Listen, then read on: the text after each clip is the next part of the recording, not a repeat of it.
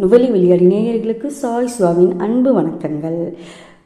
Cinema ரசிகையாக இப்பொழுது நாம் பார்க்க இருக்கும் திரைப்படம் கிஷ்கிந்தா காண்டம். அந்த திரைப்படத்தை பற்றி தான். இது வெளிவந்து சில நாட்கள் ஆயிடுச்சு அப்படின்னாலும் நான் நேற்று தான் பார்த்தேன். அதனால் அந்த திரைப்படம் எனக்குள் ஏற்படுத்திய தாக்கங்களை பற்றி தான் நான் உங்ககிட்ட ஒரு ரசிகையாக பகிர்ந்துக்க வந்திருக்கிறேன்.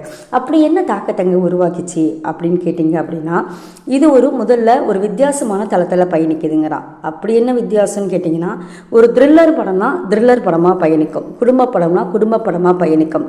குடும்ப படத்தில் த்ரில்லர் நம்ம பார்த்ததில்லை. ஆனால் இது தொடங்கும் பொழுது ஒரு த்ரில்லர் படமாக ஹீரோவின் மகன் காணாமல் போய் 3 வருடங்கள் ஆகிவிட்டது, அவனை தேடிட்டு இருக்கிறாங்க அப்படிங்கிற மாதிரி தான் பயணிக்குது.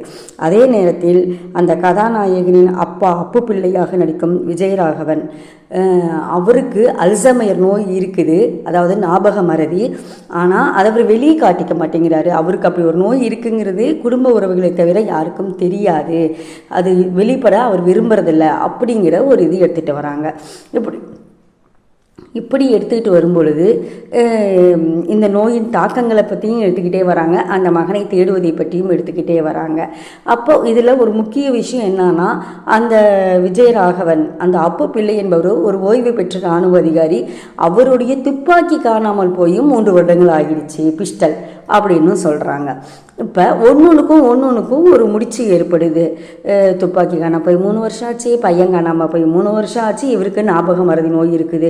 அப்போ இந்த பையன் காணாமல் போயிட்டானா, இல்லை தொலைச்சிட்டாங்களா, இவர் மறந்துட்டாரா, இல்லை ஏதாவது ஆகி இவருக்கு மறந்துடுச்சா, என்ன நடந்துச்சு, இவரால் ஏற்பட்டுச்சா இல்லை வேற யாராலும் ஏற்பட்டுச்சா அப்படின்னு பல கேள்விகள் பார்க்கின்ற நேயர்களின் மனதில் வருது. அந்த பார்க்கின்ற ஆடியன்ஸினுடைய கேள்விகளை அந்த அஜய் என்பவர் மணந்து கொள்ளும் 2ஆம் மனைவியான அபர்ணா கேட்கிற மாதிரி அமைச்சிருக்கிறாங்க.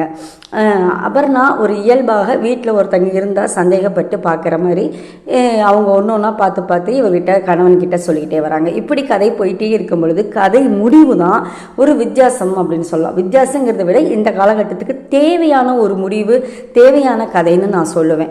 குடும்ப உறவுகளை எப்படி காப்பாற்றணும், குடும்ப உறவுகளின் உன்னதம் என்ன, அவங்க கடமை என்ன, குடும்பம்ங்கிறது என்ன செய்யுது அப்படிங்கிறதையெல்லாம் அந்த ஒரு லாஸ்ட் ஒரு என்ன சொல்றது, ஒரு 1.5 நிமிஷம் தான், அந்த கடைசி 1.5 நிமிஷம் தான் அந்த சினிமாவையே, அந்த திரைப்படத்தையே தூக்கி நிறுத்துது அப்படின்னு நான் சொல்லுவேன். அந்த படத்தை பார்க்க வேண்டும் என்ற அவசியமும் அந்த கடைசி 1.5 நிமிஷம் தான். அந்த கடைசி 1.5 நிமிஷம் உங்களுக்கு புரியணும் அப்படின்னா படம் முழுக்க பார்த்தா தான் புரியும். படம் ஸ்லோவாக போகுது அப்படின்னு சொல்கிறவங்க ஒன்றும் பண்ணிக்க முடியாது. கொஞ்சம் பொறுமையாக பார்க்குறவங்க தான் அதை பார்க்கலாம். அந்த திரைப்படம் அப்படி தான் போயாகணும். அந்த கதை அப்படிப்பட்ட வேகத்தில் தான் பயணிக்க முடியும். வேகமாக அப்படி திருதுருன்னு போகிற மாதிரி கதை கிடையாது. உங்களுக்கு அல்சைமர் நோயினுடைய தாக்கங்கள், அதனுடைய விளைவுகள் அதெல்லாம் புரியணும் அப்படின்னா அந்த கதை அப்படி தான் பயணிக்கணும். நீங்கள் ஒரு காட்சி கூட விடாமல் பார்த்தீங்கன்னா முடிவு உங்களுக்கு புரியும். என்ன அப்படிப்பட்ட முடிவுன்னு கேட்டிங்கன்னா அதை நீங்களே பார்த்தா தான் நல்லா இருக்கும். நாம் சொல்லிட்டோம்னா நல்லா இருக்காது. அதனால் அவசியம் நீங்கள்லாம் பார்க்கணும், அனைவரும் பார்க்கணும் கிஷ்கிந்தா காண்டம்.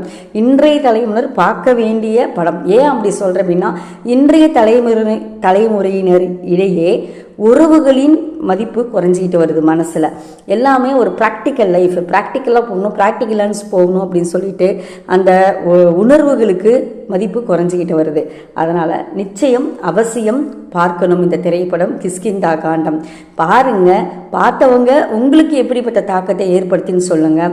பார்க்க போகிறவங்க பார்த்த பிறகு உங்களுக்கு எப்படிப்பட்ட தாக்கத்தை ஏற்படுத்தியது இந்த திரைப்படம் சொல்லுங்கள். கிஷ்கிந்தா காண்டம் ஒரு என்ன சொல்கிறது, பார்த்த உடனே கைத்தட்டுற மாதிரி திரைப்படம் கிடையாது. பார்த்த உடனே அப்படியே ஒரு 1/2 மணி நேரம் அமைதியாக அமர்ந்து விடுகின்ற போல தாக்கத்தை ஏற்படுத்துகின்றது அப்படின்னு சொல்லுவேன். நிச்சயம் அனைவரும் பார்க்க வேண்டிய திரைப்படம் கிஷ்கிந்தா காண்டம்.